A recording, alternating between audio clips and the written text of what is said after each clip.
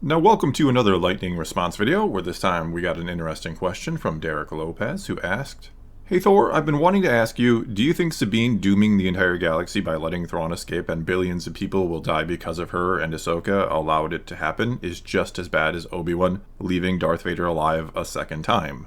Because in the first place, Ahsoka had the map in her hands and was aware of what it means, and she had the chance to destroy it, and she doesn't. Just like Obi-Wan had the chance to finish Vader off, and he doesn't. What is up with Disney making our heroes so much worse by making them responsible for the actions of Vader and potentially Thrawn? I'd like to hear your thoughts." Okay, so I don't think these are entirely the same, yet they're also not entirely dissimilar either. Both are really, really bad when you think about it, but there are some differences here that I guess make what Sabine did a little less bad, or at least more understandable from her point of view, that is. For one, she had a very good reason, personal reason, for handing over the map. That being, it offered her a chance to potentially, she had no way of knowing if he's alive or not still, but it gave her a chance to potentially find and save Ezra, who is like a brother to her. Though, of course, Anakin is also like a brother to Obi-Wan, so in theory that would be an excuse for Obi-Wan to not kill Vader when he clearly had the chance to do so in the Kenobi series, and instead just kind of literally walks away and leaves him there. Problem with that is, well, part of the point of the Kenobi series seems to be about Obi-Wan coming to terms with what happened to Anakin and realizing that, for one, it wasn't his fault. You didn't kill Anakin Skywalker.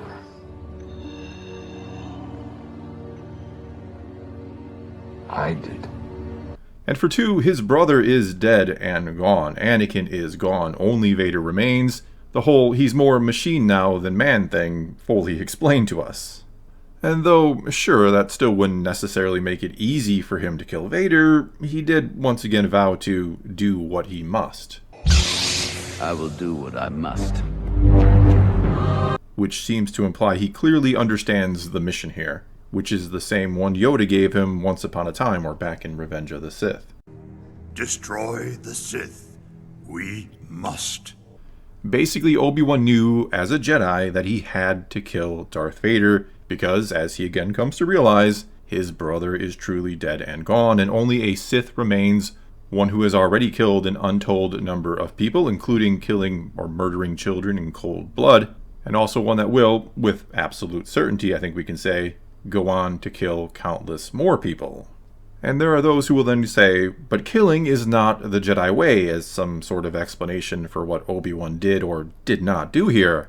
And sure, that's true, but defense is also the Jedi way. Defense of the innocent, which Vader will not hesitate to murder. He did it right in the show at one point to lure out Kenobi, for crying out loud.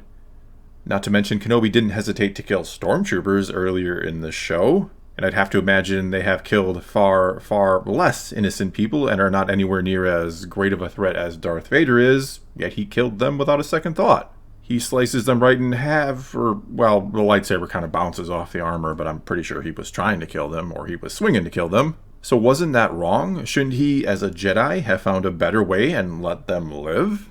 Or are you going to say killing them was justified to save Leia? And if killing was justified to save the life of one child, what about all the children Darth Vader had already killed and will almost undoubtedly kill again, either directly or indirectly?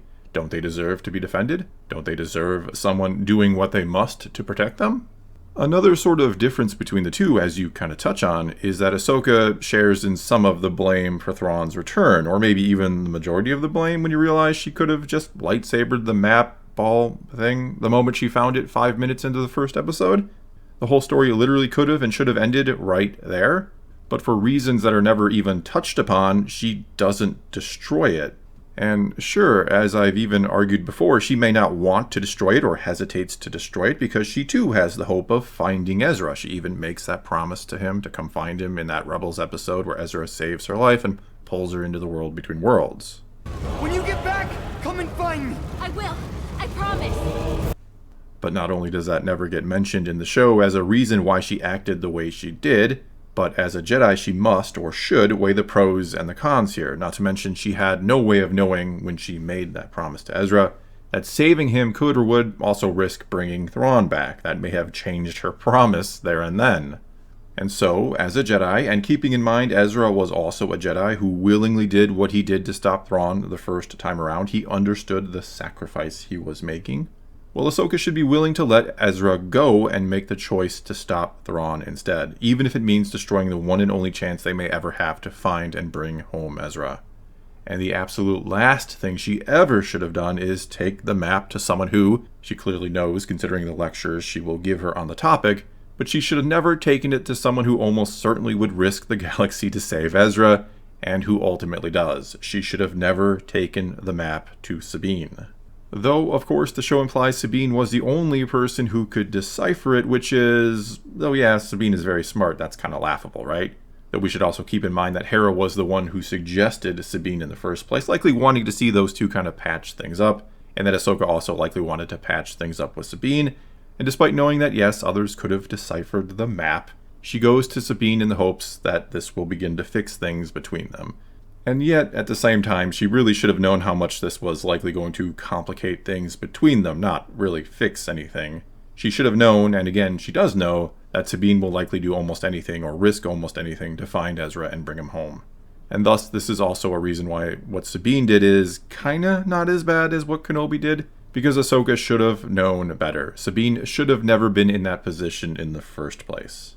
Also, there is, shall we say, less of a guarantee with what Sabine did versus what Obi-Wan did, or again, didn't do.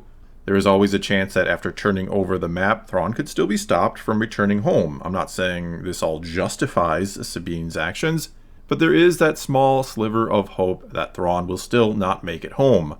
But with Obi-Wan walking away from Vader, well, there's a Star Destroyer in orbit above the planet that can and will and did come get Darth Vader and allow him to carry on with his Sith ways.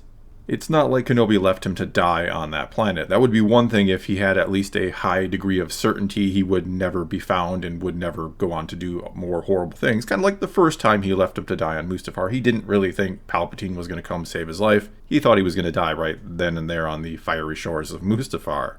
But instead, this time he left him to be picked up 5 minutes later with absolute certainty. Again, he knows there's a Star Destroyer in orbit. He was being chased by it before he came down here. Also, with Obi-Wan knowing Anakin as well as he does, or knowing Vader as well as he does, I guess, he should assume that now that Vader knows with certainty he, Obi-Wan, is still alive, that he will keep coming for him, even more relentlessly than he did before. You've really pissed Vader off even more than he already was pissed at you. Which, of course, not only puts Luke in more danger, but puts Leia in more danger, since Darth Vader should be able to deduce, I mean, the evidence is as plain as day, that what brought Kenobi out of hiding was Leia's capture. Kenobi literally broke into one of the most secret and secure Imperial bases in the entire galaxy to rescue Leia, after all. Vader should just, once Kenobi delivers her back to Alderaan, have her kidnapped again and bring Kenobi out again.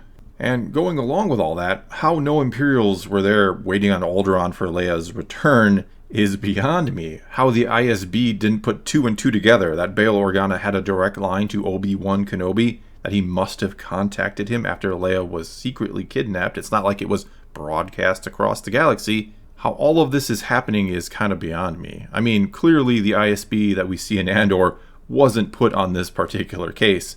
Clearly Dedra was on vacation this week. But anyway, this stupid sandwich is then capped off by Palpatine telling Vader not to hunt down Kenobi anymore at the end of the story or at the end of the series, because we need that to happen. Otherwise, as I was just saying, Vader would have likely doubled his efforts to find Kenobi, which would have included him taking and torturing Bail Organa, and maybe likely even taking and torturing Leia as well, because we know how much Anakin or Vader likes kids.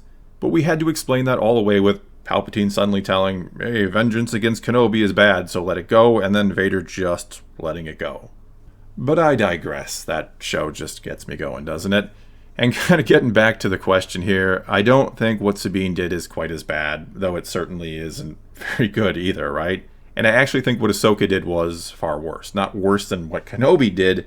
That's honestly almost impossible to top when you really think about it. But it was worse than what Sabine did, or she's the one that should get more of the blame for putting Sabine in that situation in the first place, when she knew, she literally talks about it, she knew how tempted Sabine was going to be to save Ezra.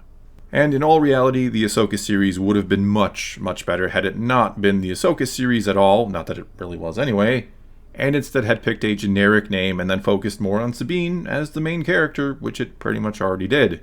If she had been the one that found the map in the first place, and only after the fact Ahsoka somehow learned what had happened, that the bad guys had gotten their hands on it, if all of that had happened first and then she went off after Sabine, or more so after Thrawn to stop him, I think that makes for a better show in general. That makes for, well, not turning your heroes into bad guys, right? But anyway, I think that is a story perhaps for another time. If people are interested, maybe I will dive further into the Ahsoka series and offer suggestions or offer what I would have done instead. But for now, that's all I got for you this time. Now it's your turn to take to the comments below and weigh in on this one. Was what Sabine did as bad as what Kenobi did, or is it not even close? You can also leave a question for a future lightning response video if you would like. Just start your comment off with "Hey Thor" and then fire away with your question. Whatever you choose to do though, leave a comment below. Let's talk some Star Wars. And until next time, thanks for watching.